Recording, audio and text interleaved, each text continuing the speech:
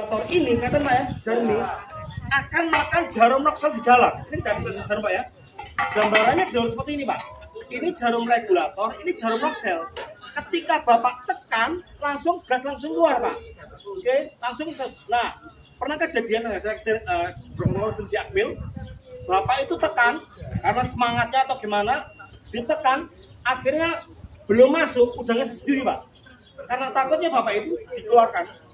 Dua blok yang ini, lumayan 200.000 hilang Pak ya. Jadi kalau gas bocor Bapak cukup lakukan demikian aja, gitu aja. Karena jarum di dalam tadi macet karena kita tekan tadi Pak. Yang kedua, jangan pernah lagi lakukan pasang tekan seperti ini. Kenapa? Ketika Bapak tekan paksa ini akan terjadi gesekan seperti ini Pak. Perhatikan, semua regulator yang dijual permisi, ini Bang, maksud saya. Ini lingkarannya ini aluminium Pak. Betul ya, ini aluminium Bang ya. Sedangkan itu bakal padat. Ketika Bapak pasangkan seperti ini, Bapak tekan terjadi gesekan, lama-lama ini terkikis. Makanya tadi bahasanya Pak Asep diakalin atau disiasatin pakai karet gelang, kasih kresek, kasih plastik kurang mantap lagi, atasnya kasih batu cobek, batu kali, batu paving. Betul Pak? Hanya untuk menyiasatin. Pertanyaan saya cuma satu, yang harusnya menyesuaikan regulator kita atau Pertamina. Regulator Pak ya, tetapi kenyataan di lapangan ini yang Bapak akal-akalin, atau bahasanya Pak Asep tadi saya tangkap menyiasati. Ini bukan bicara akal-akalan Pak, ini bicara keselamatan. Dan namanya musibah, pernah kejadian kalau Bapak sini ada dari Surabaya, teman di Jawa Tengah, orang Temanggung Pak, atasnya dikasih batu kali. Namanya musibah nggak tahu Pak, kesenggol kucing lari, batunya jatuh, ini naik, bocor halus, tanpa sadar ibu itu nyalakan. Lah, rumah dibangun dalam 30 tahun, dalam 1 hari habis padamkan. Nah kita nggak ingat seperti itu Pak ya. Nah, jadi cara pasangnya cukup mudah seperti ini. Ini Pak ya, ini masuk, ini Pak ya. Nah, dari ujung selang ini diangkat sedikit Pak. Kenapa ini turun? Kan itu ya. Ini diangkat sedikit. Lalu dari jempol ini seperti menahan. Bukan nahan sedikit aja. Lalu udah selesai. Pastikan kita dengar. Permisi Pak Hendrik, bisa pinjam telinga Bang? Diposisikan Bang. Oke ya. Aman Bang ya? Aman Pak ya? Jadi nggak perlu kita tekan Pak, jangan. Jadi itu diangkat sedikit, ditekan tahan, putar. Oke, untuk pastikan itu saya pakai api Pak ya. Oke. Kalau bocor dia pasti nyambar, betul Pak ya? Oke. Selesai seperti ini pasti bapak-bapak lakukan pokok-pokok ini. Betul, goyang-goyang ini. Jangan lakukan lagi. Kenapa? Kalau Bapak pukul, ini goyang bocor halus bahaya. Jadi kalau sudah terpasang nggak ngeses, langsung aja Bapak lakukan, nyalakan kompornya seperti ini. Loh nggak nyala Pak, betul. Tujuannya apa? Biar gasnya ngalir dulu kan gitu Pak. Tunggu 5-10 detik, baru matikan lagi, baru kita nyalakan. Loh nyala Pak.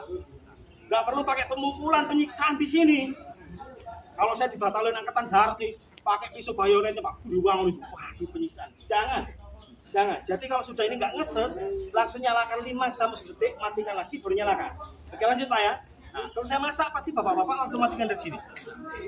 Betul ya? Betul. Aman? Aman untuk sementara.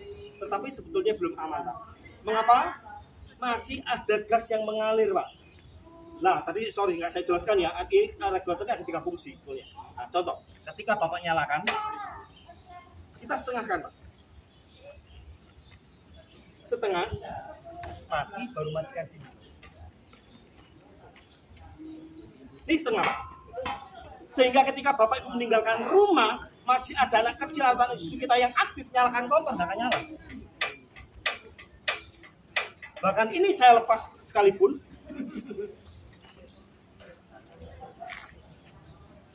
oke, bahkan ini saya angkat setengah Pak ya, kelihatan Pak ya? Kelihatan Pak ya, setengah ya? Saya angkat masih sedikit Pak. Tapi kelemahannya adalah Bapak, kalau Bapak sering lakukan apa?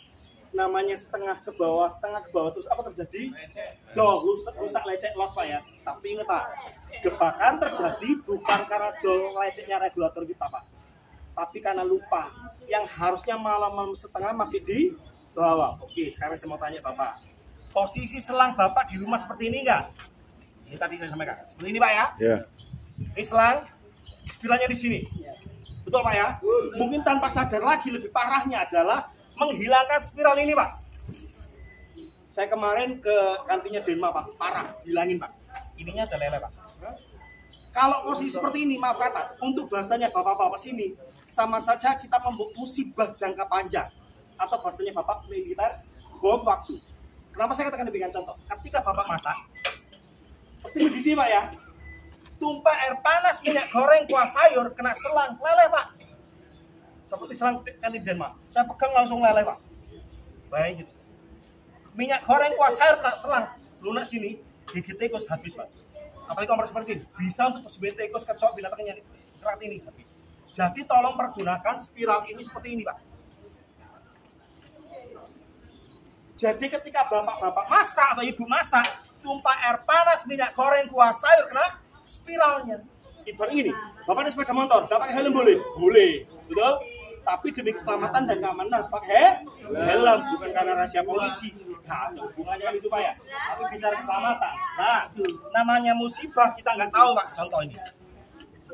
Ya, ini contoh. Bocor Pak. Kayak selang kantin itu, saya bilang sama ibunya tolong diganti. Bapak ibu nyalakan bocor seperti ini. Akan tulis Pak. Nah, lama-lama dibuat seperti ini Pak. Nah, kalau seperti ini, jangan dimatikan apinya dulu. Tutup kan basah putih. Tapi ini dulu dilepaskan dulu Pak. Dilepaskan di sini. Oke.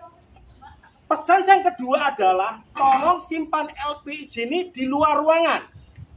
Jangan di dalam ruangan. Tanpa kita sadari. Contoh, kebanyakan kita seperti ini. Meja kompor